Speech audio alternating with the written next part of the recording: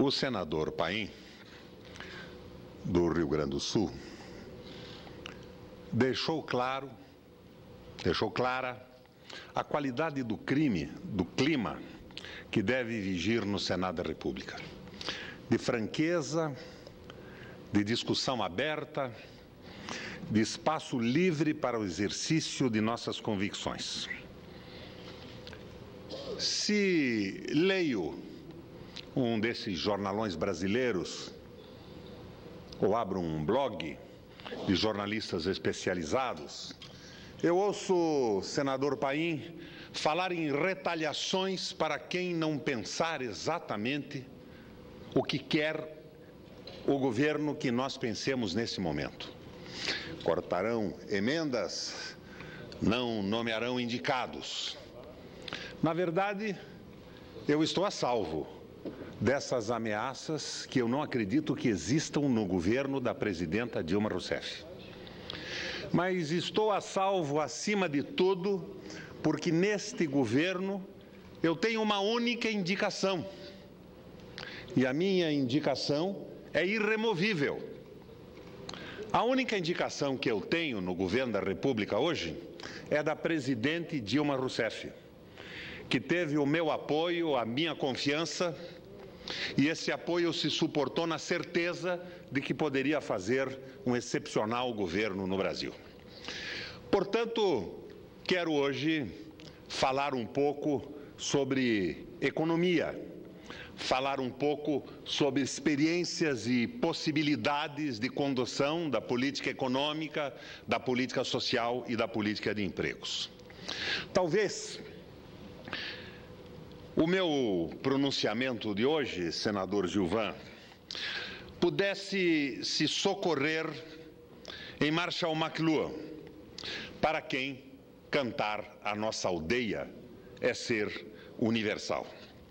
Assim, para exemplificar meus pronunciamentos anteriores aqui no Senado, defendendo a prioridade da reforma econômica sobre outras reformas, falo hoje sobre o meu estado do Paraná.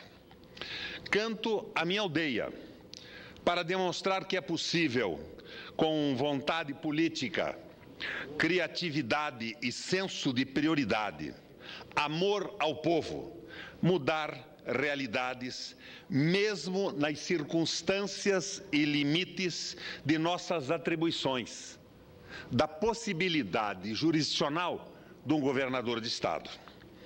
Quando assumi, senador Eunício, o governo do Paraná pela segunda vez, em janeiro de 2003, verifiquei que o saldo de empregos com carteira assinada, nos 2 mandatos de meu antecessor, o saldo de empregos é o número de novos empregos criados menos os empregos que foram eliminados no período.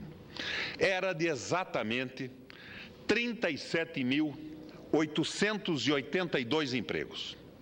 Em 8 anos, a economia paranaense gerara menos de 40 mil empregos diretos, uma quantia infinitamente inferior à procura de vagas. Logo, o desafio era criar mais empregos, dar ao trabalhador o passaporte para a cidadania, que é a carteira assinada, o emprego formal, com todas as garantias que ele envolve. O que fiz? Decidi trocar imposto por emprego. Zerei o imposto das microempresas e reduzi a 2%, em média, o imposto das pequenas empresas. Cortei de 18% para 12% o ICMS sobre as compras internas. Cortei o imposto da cesta básica sobre o trigo, a avicultura, a suinocultura e a importação de bens de capital. E assim por diante. Fui reduzindo, na medida do possível e da minha jurisdição de governador, os impostos no estado do Paraná. Resultado, senador Mozarildo, livres do imposto ou com uma carga tributária diminuída, as empresas passaram a contratar mais. E quanto mais trabalhadores assalariados, maior o consumo, agitando o comércio e movimentando a indústria. Em breve tempo, o Paraná passou a ser o estado que mais gerava empregos diretos no país e o que apresentava as maiores taxas de crescimento do comércio e da indústria. E o estado onde micro e pequenas empresas passaram a apresentar os melhores índices de longevidade, muito acima da média brasileira. Toda vez que um setor determinado da economia apresentava dificuldades, o socorro do governo era o corte de impostos até que fosse restabelecido o equilíbrio. Em 2009, no aceso da crise financeira mundial, cortei o imposto de mais ou menos 100 mil produtos de consumo mais frequente, o que a gente chama de produtos de consumo salário, como alimentos, eletrodomésticos, remédios. Cortei o ICMS desses produtos para que o consumo não caísse, para que a crise não tivesse impacto sobre o comércio e a indústria, os serviços e o emprego. E deu certo. O corte, sem nenhuma dúvida, deu certo. Quando decidi implantar esta política fiscal no nosso Paraná, não faltou quem me advertisse sobre os riscos da queda da arrecadação e a própria inviabilização do Estado. Balela, desculpa de administrador medroso, de governante preguiçoso. De uma só penada, mais de 80% das empresas paranaenses ficaram livres do ICMS ou tiveram o imposto notada e profundamente reduzido. Concentramos a nossa atenção nos grandes contribuintes, nos setores de energia, de telefonia, de combustíveis e de bebidas. Ao contrário de cair, a arrecadação aumentou.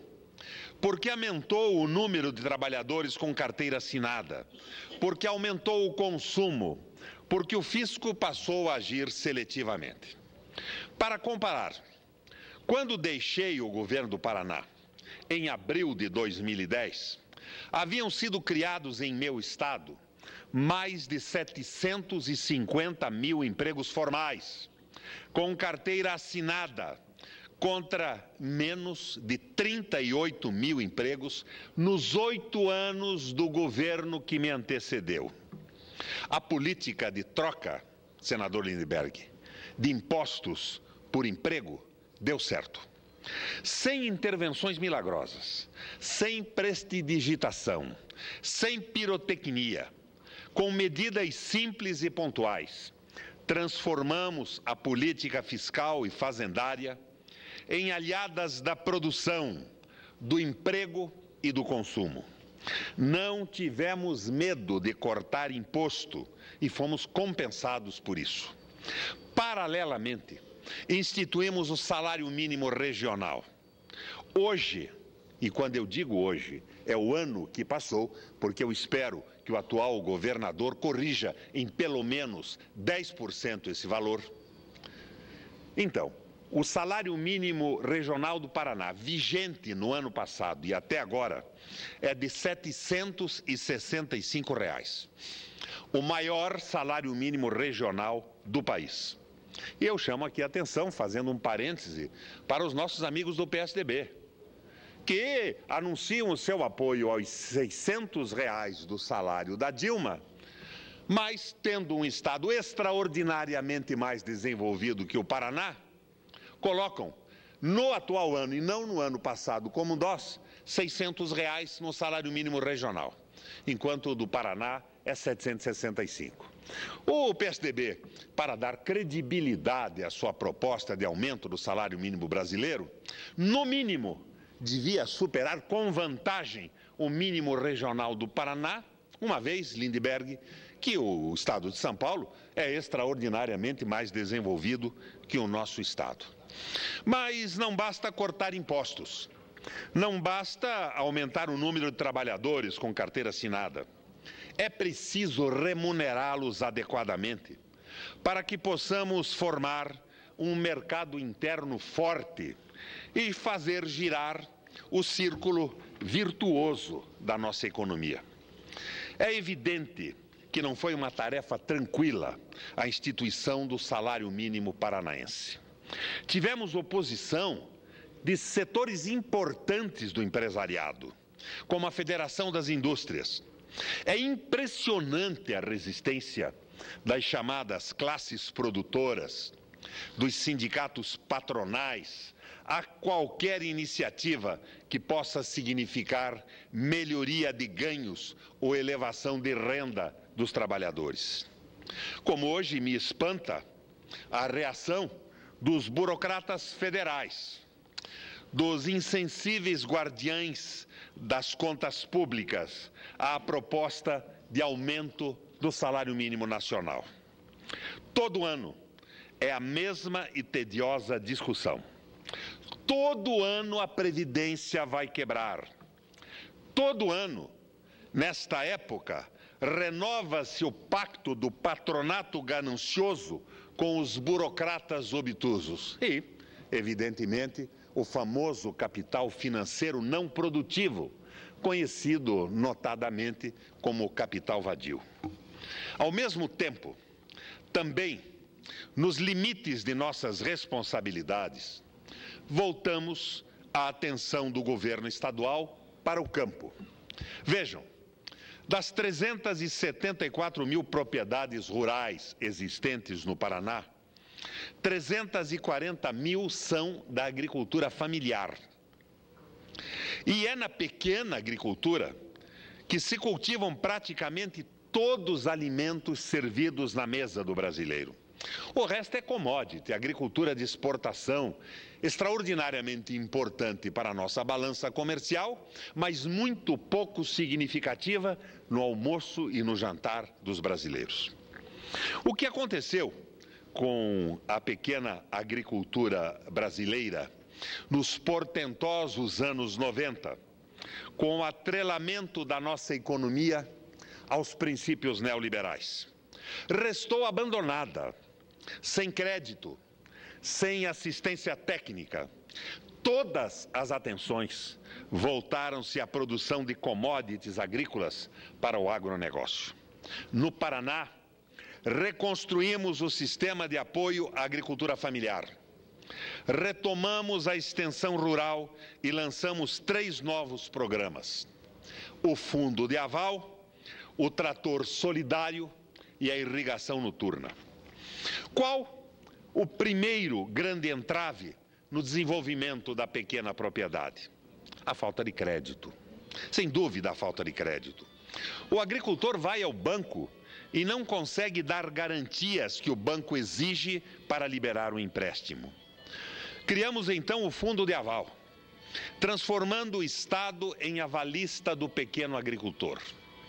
Simplesmente avalizado pela Emater e pelo IAPAR, mostrando que produzia na terra sem nos preocuparmos com seu título de propriedade, uma vez que muitas oportunidades ele não existia, porque o inventário do pai, do avô e do bisavô sequer havia sido feito.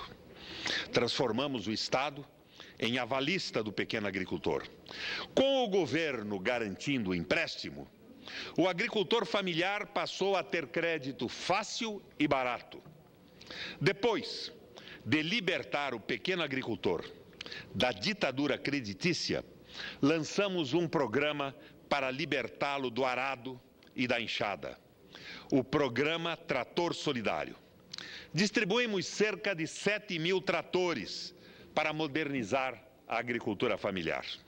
Tratores financiados a longo prazo e a preço extraordinariamente acessível. Fizemos um registro de preço para uma compra em grande escala e reduzimos o preço nacional em 30% a 40%, de 30% a 40%. Os efeitos da mecanização da pequena propriedade são fantásticos. Aumenta a produção e a produtividade, eleva a renda da família, melhora a sua vida, fixa a terra, decresce a fuga para a cidade.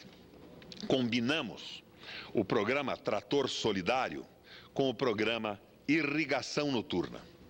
A energia elétrica produzida na madrugada pelas nossas usinas públicas dissipava-se sem uso.